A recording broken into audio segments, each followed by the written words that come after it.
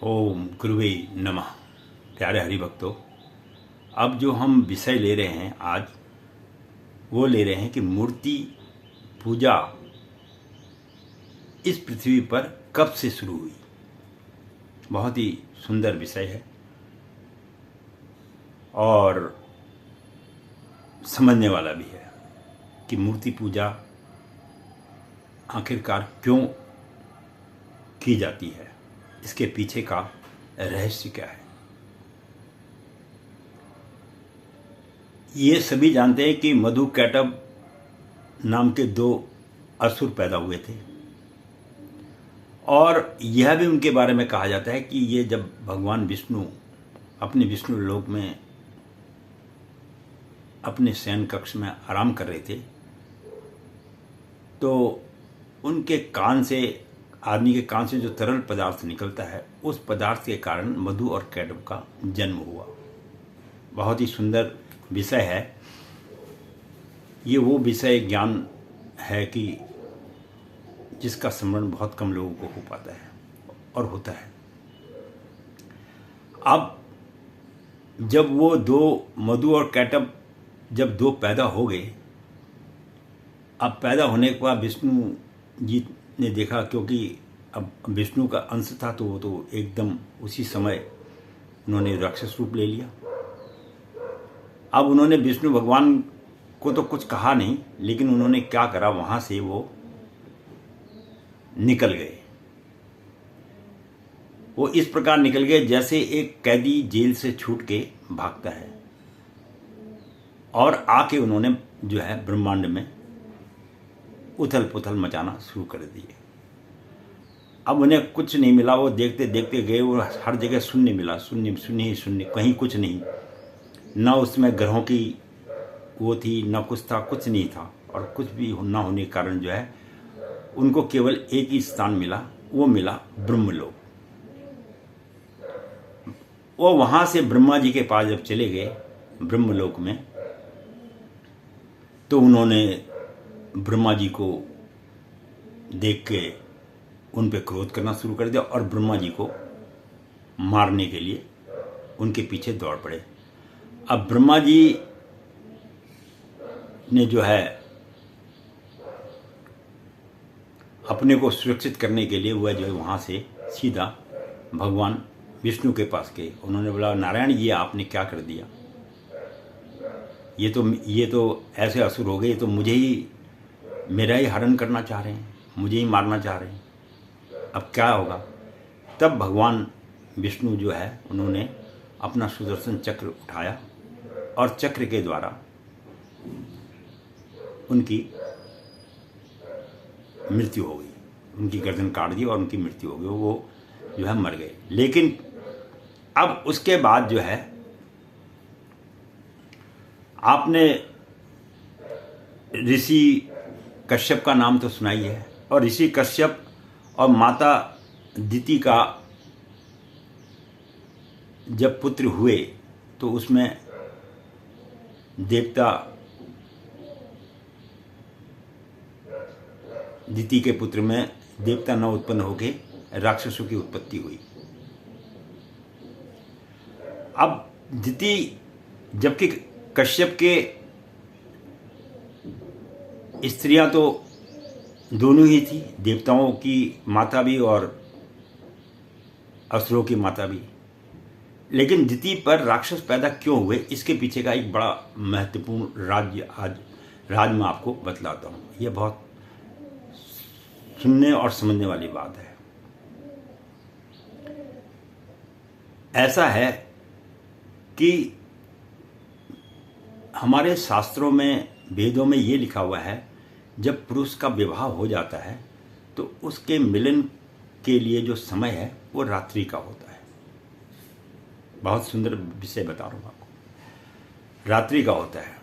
लेकिन दिति जो थी तो ये दक्ष प्रजापति की लड़की, लेकिन इसके अंदर में कामुकता ज़्यादा थी और कामुकता ज़्यादा होने के कारण इन्होंने कश्यप ऋषि से कहा कि मैं आपके साथ दिन के समय ही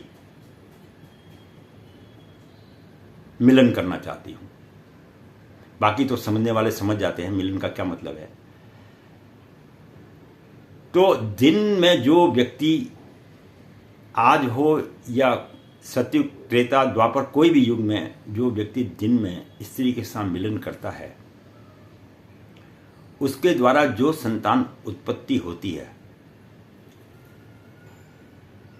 उसके अंदर में असुरी गुण पैदा हो जाते हैं। इसीलिए हमारे शास्त्रों में नियम बनाए गए हैं कि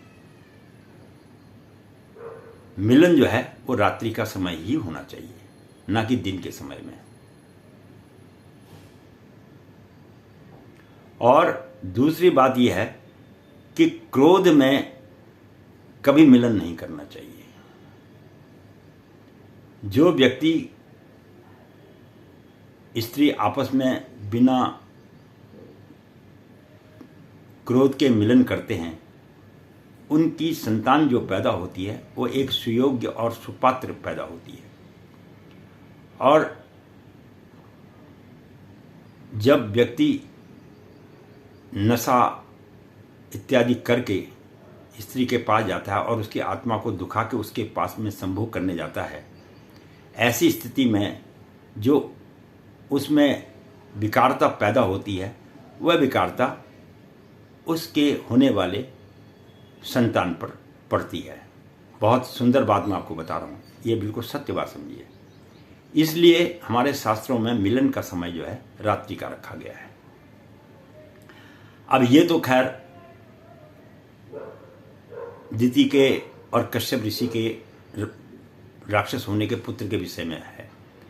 अब बात यह है कि हमारा विषय मेन चल रहा था कि मूर्ति पूजा की स्थापना कब हुई और कैसे हुई।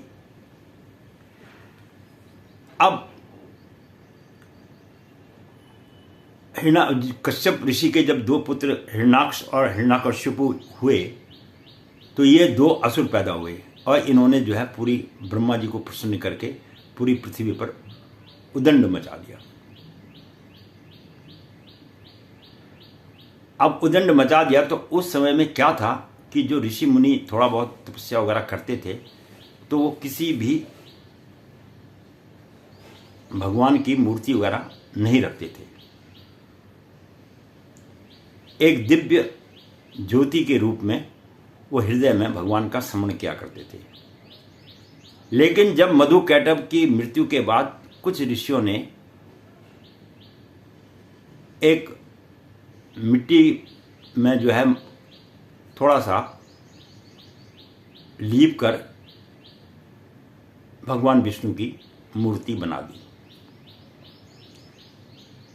उसको कोई आकार नहीं दिया, उन्होंने वैसे ही जिस स्थान पर बैठे थे वहाँ पर उनकी ऐसे स्थापना कर दी अपने वहाँ पे कि ये भगवान विष्णु के ही हम जो है संतान हैं और हम जो है इनकी इस प्रकार पूजा करेंगे। लेकिन जब हिरण्याकश्यप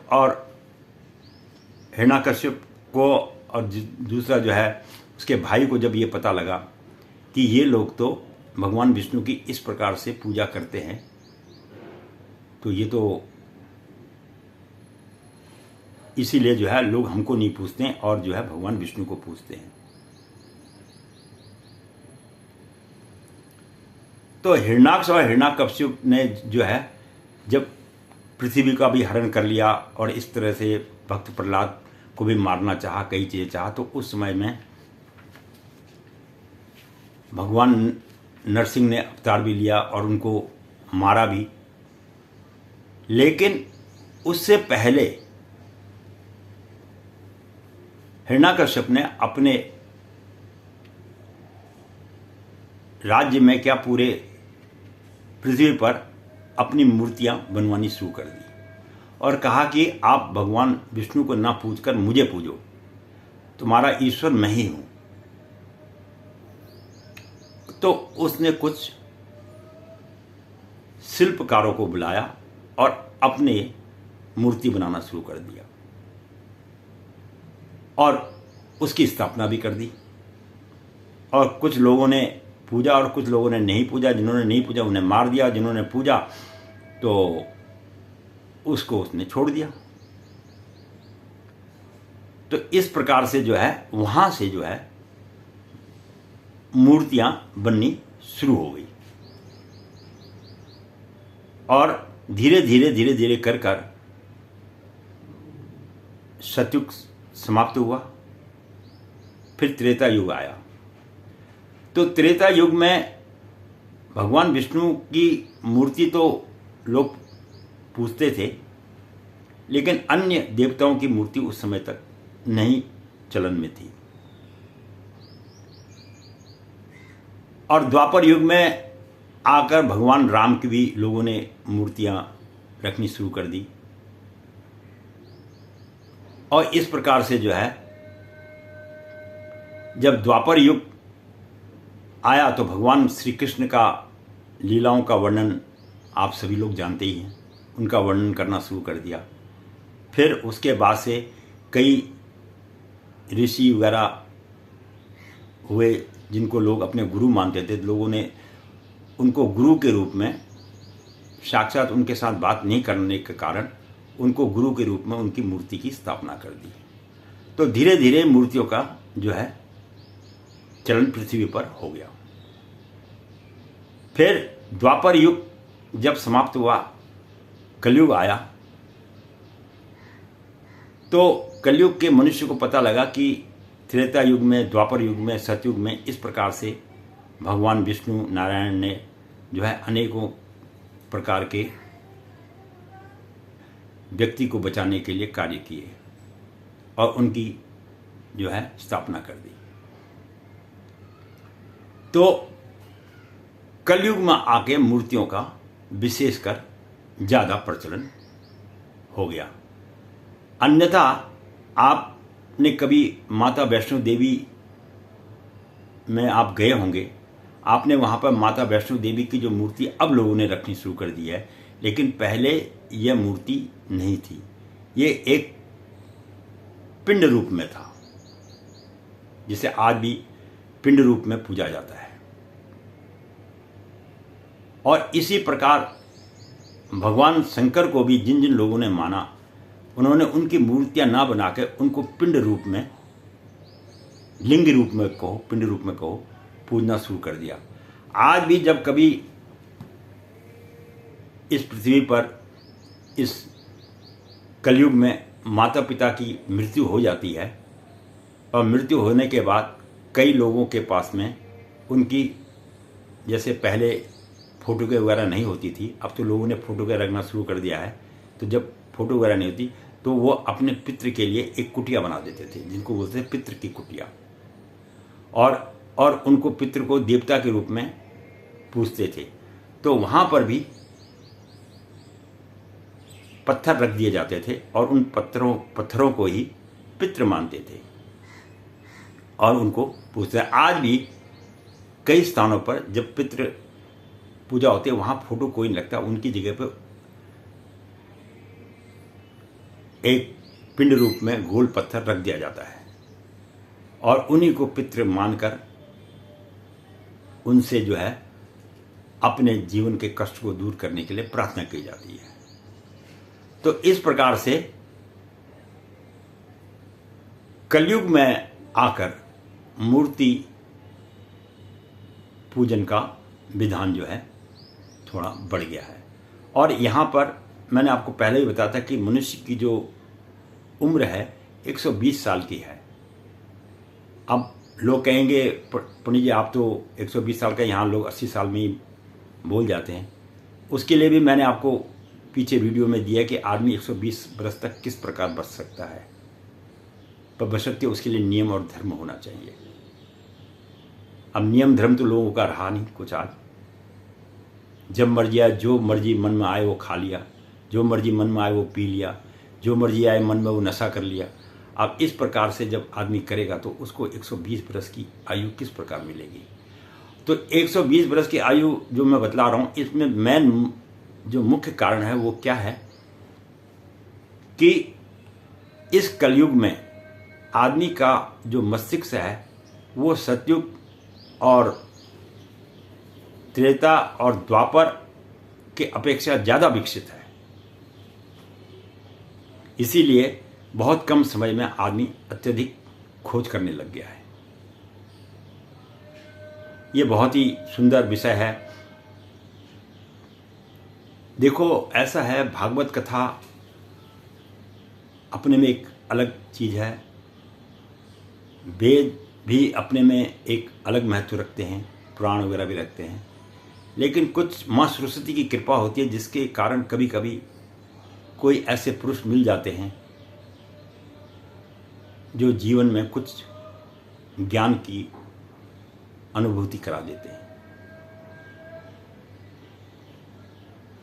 तो ऐसी प्रकार से माँ भगवती की कृपा से जो मुझे थोड़ा बहुत उसकी कृपा से ज्ञान हुआ, और मैं जो इस पे स्मरण किया, उस स्मरण करने के पीछे यही था कि मूर्ति पूजा जो है कब से शुरू हुई और इसके पीछे का कारण क्या है।